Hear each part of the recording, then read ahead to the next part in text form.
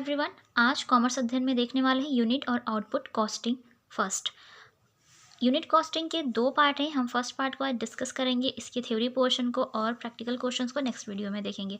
Cost accounting से related और videos अगर आप देखना चाहते हैं तो चैनल पर अवेलेबल हैं, आप चैनल पर विजिट करके देख सकते हैं या फिर डिस्क्रिप्शन बॉक्स में लिंक प्रोवाइड कर दूंगी, उसके थ्रू भी आप उन वीडियोज़ को देख सकते हैं। तो चलिए स्टार्ट करते हैं इस वीडियो को और देखते हैं क्या है introduction of unit costing.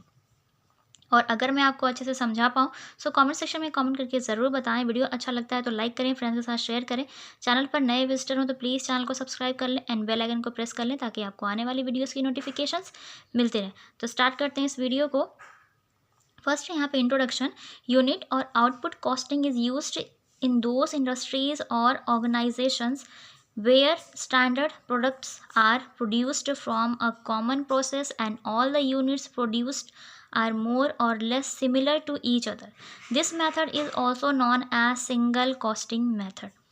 So जो यूनिट और आउटपुट कॉस्टिंग है ये मोस्टली वो जो इंडस्ट्रीज़ या ऑर्गेनाइजेशंस होती हैं जो एक स्टैंडर्ड प्रोडक्ट को प्रोड्यूस करती है, मीन्स उसकी क्वालिटी अच्छी होती है, स्टैंडर्ड होते हैं क्वालिटी वाइज और सिमिलर होते हैं। तो ये सारी जो चीज़ें होती हैं ये डिपेंड करती हैं और यूनिट कॉस्टिंग को सिंगल कॉस्ट मेथड भी बोला जाता है। और ज़्यादातर क्या होती है, एक दूसरे से मिलती जुलती होती हैं, एक ही प्रोडक्ट होते हैं और स्टैंडर्ड प्रोडक्ट होता है, और ये इंडस्ट्रीज़ और ऑर्गेनाइजेशंस के लिए बेस्ट कॉस्टिंग सिस्टम माना जाता है। नेक्स्ट बात करते हैं definition of unit costing according to Walter W big.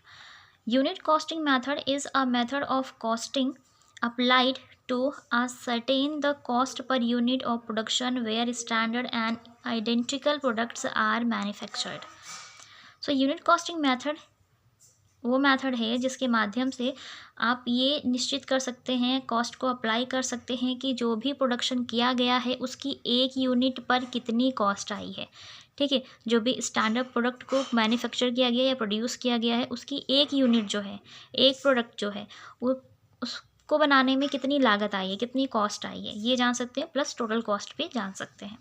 अब बात करते हैं हम ऑब्जेक्टिव्स ऑफ यूनिट और आउटपुट कॉस्टिंग के। तो फर्स्ट पॉइंट है यहाँ पर to know the total cost of production and unit cost within specific period.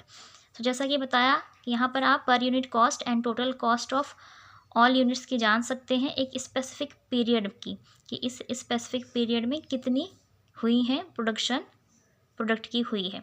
Suppose weekly, monthly, quarterly, half yearly, इस तरह से आप जान सकते हैं। To classify cost under related categories, यहाँ पर जितनी भी कॉस्ट होती हैं उनको उनकी कैटेगरीज में क्या किया जाता है, क्लासीफाई कर दिया जाता है, डिवाइड कर दिया जाता है। ठीक है, जैसे prime cost, work cost, cost of production.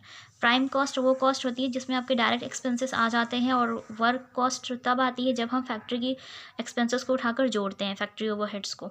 Cost of production तब आती है जब हम ऑफिस ओवरहेड को इंक्लूड करते हैं, तो क्या निकल कर आती है, cost of production.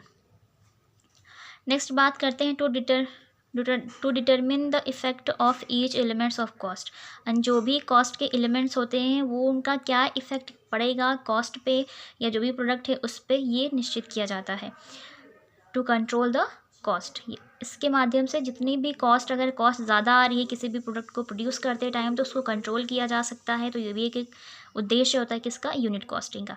To compare the cost during 2 और मोर पीरियड्स, यहाँ पर हम कंपेयर कर सकते हैं जो भी कॉस्ट आई है प्रोडक्ट को बनाने में एक पीरियड से दूसरे पीरियड में। ठीक है, आप एक दूसरे से कंपेयर करके जान सकते हैं कि लास्ट टाइम कितनी आई थी, अभी कितनी आ रही है, और ज़्यादा है तो किस तरह से कंट्रोल किया जा सकता है।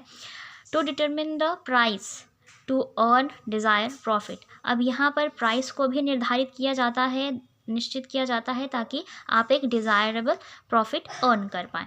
To determine tender price on the basic of cost data, अब यहाँ पर जो भी कॉस्ट का जो डेटा है जो तैयार किया गया है उसके बेसिस पे हम जो टेंडर प्राइस होता है, टेंडर प्राइस में जिसे आप ऑर्डर प्राइस बोलते हैं कि पहले से कोटेशन प्राइस दे दिया जाता है। बहुत सारे लोग ऑर्डर कर देते हैं और कहते हैं कि आप हमें कोटेशन प्राइस बता दीजिए कि इतने प्रोडक्ट की यूनिट चाहिए तो कितना हमें टेंडर प्राइस होना चाहिए उसका। ठीक है, तो ये सारी चीज़ें भी किसके बेसिस पे डिसाइड की जाती हैं, जो भी कॉस्ट डेटा आपने तैयार किया हुआ, कॉस्ट अकाउंटिंग की हुई है या कॉस्ट स्टेटमेंट तैयार किया हुआ, उसके बेसिस पे ये पता किया जा सकता है, निश्चित किया जा सकता है। होप आपको पॉइंट समझ में आ गया होंगे। डिज़ायर्ड प्रॉफिट मीन्स जो इच्छित लाभ होता है आप उसे प्राप्त कर सकते हैं, ठीक है, अपनी मर्ज़ी से जितना लाभ कमाना चाहते हैं, प्रॉफिट अर्न करना चाहते हैं। नेक्स्ट बात करते हैं elements of cost. So elements of cost की बात करें तो यहाँ पर बहुत सारे होते हैं, आपकी मटेरियल्स हो जाते हैं, labour, direct expenses and overheads, ठीक है, क्योंकि कोई भी प्रोडक्ट बनाएंगे तो उसके लिए रॉ मटेरियल चाहिए होगा, मैन पावर मीन्स लेबर चाहिए होगी जो उसके लिए काम करें। डायरेक्ट एक्सपेंसेस की बात करें, जाहिर सी बात है बहुत सारे एक्सपेंसेस अलग से किए जाते हैं, वो भी जैसे वेजेस हो जाता है आपका, ऑक्ट्राई है, फ्राइट है, ठीक है, आपका मतलब फायर है या वाटर है, कुछ भी जो बाकी चीज़ें यूज़ होती हैं वो डायरेक्ट एक्सपेंसेस हो जाता है। बात करते हैं ओवरहेड्स की, तो फैक्ट्री में कुछ अलग एक्सपेंसेस किए जाते हैं, ऑफिस में कुछ अलग से एक्सपेंसेस किए जाते हैं, तो वो क्या हो जाते हैं, ओवरहेड्स हो जाते हैं। नेक्स्ट बात करते हैं हम methods of determining unit cost की। सो यहाँ पर the total cost and per unit cost can be determined by the use of following methods: cost sheet, cost statement, production account, ठीक है। सो यहाँ पर आप क्या कर सकते हैं कि आप कॉस्ट शीट बना सकते हैं, स्टेटमेंट ऑफ कॉस्ट बना सकते हैं, प्रोडक्शन अकाउंट बना करके जान सकते हैं क्या, पर यूनिट कॉस्ट और टोटल कॉस्ट। कॉस्ट शीट की बात करें, so cost sheet is a document which provides for the assembly of the detailed cost of a cost centre और कॉस्ट यूनिट। सो यहाँ पर जो कॉस्ट शीट होता है वो आपको ये जानने के लिए, ये डॉक्यूमेंट होता है जो आपको प्रोवाइड करता है कि आप किस तरह से जान सकते हैं किसी भी कॉस्ट को डिटेल में, ठीक है, कि उसकी कॉस्ट यूनिट क्या है या फिर उसका कॉस्ट सेंटर क्या है। अब कॉस्ट यूनिट और कॉस्ट सेंटर क्या है इसे मैंने अपने प्रीवियस वीडियो में डिस्कस किया है। सो आप चैनल पर विजिट करके ज़रूर देखें उस वीडियो को, या फिर मैं आई बटन पर लिंक प्रोवाइड कर दूंगी, उसके थ्रू भी इस वीडियो को देख सकते हैं। नेक्स्ट बात करते हैं ऑब्जेक्ट्स ऑफ कॉस्ट शीट की। तो the cost sheet are prepared under unit costing method of costing because its objects is to determine per unit cost. यहाँ पर जो कॉस्ट शीट प्रिपेयर की जाती है वो यूनिट कॉस्टिंग मेथड को फॉलो करते हुए कॉस्ट को फाइंड आउट किया जाता है। तो इसका जो उद्देश्य होता है ये डिटरमिन करना होता है कि पर यूनिट कॉस्ट कितनी आई है, ठीक है, प्रति इकाई लागत कितनी आई है और किस तरह से निर्धारित करना है, ठीक है। सो ये ऑब्जेक्ट किसका है, कॉस्ट शीट का। The sheet is periodic document. So जो कॉस्ट शीट होती है वो एक पीरियोडिक डॉक्यूमेंट होती है, मीन्स कि आप एक पर्टिकुलर पीरियड पे उसे बना सकते हैं, weekly, monthly, half yearly, quarterly, yearly, आपकी मर्जी, ठीक है, जैसे भी बनाना चाहे आप उसको बना सकते हैं। The object of preparing a cost sheet is to ascertain the total cost. इसके माध्यम से हम क्या और जान सकते हैं, प्रिपेयर करके total cost. Advantages of cost sheet की बात करते हैं तो यहाँ पर जो फर्स्ट पॉइंट है वो है determination of selling price, control on expenses, comparative study of cost, benefit to common man, help in minimising the expenses. I hope आपको ये सारे पॉइंट्स क्लियर हो गए होंगे। सेलिंग प्राइस निर्धारित कैसे करते हैं, कॉस्ट शीट आप प्रिपेयर करते हैं, सारी आपको कॉस्ट पता चल रही है, उसमें आपने अपना प्रॉफिट इंक्लूड किया और सेल बना दी, सेल प्राइस बना दिया। कंट्रोल की बात करते हैं एक्सपेंसेस की, कि अगर एक्सपेंसेस बहुत ज़्यादा हो रहे हैं तो आप कंट्रोल कर सकते हैं। कंपेयर, एक अनदर ईयर से कंपेयर करके जान सकते हैं कि पिछले साल कितना खर्चा आया था या लागत आई थी किसी भी कॉस्ट के प्रोडक्शन पे।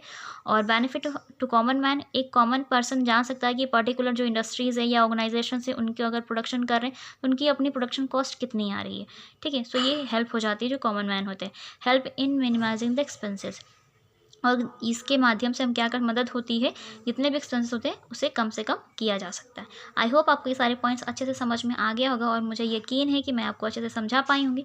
सो कमेंट सेक्शन में कमेंट करके ज़रूर बताएं। वीडियो अच्छा लगा तो लाइक करें, फ्रेंड्स के साथ शेयर करें, चैनल पर नए विजिटर हो तो चैनल को सब्सक्राइब कर लें एंड बेल आइकन को प्रेस कर लें ताकि आपको आने वाली वीडियोज़ की नोटिफिकेशन मिलती रहें। Thank you so much for watching this video.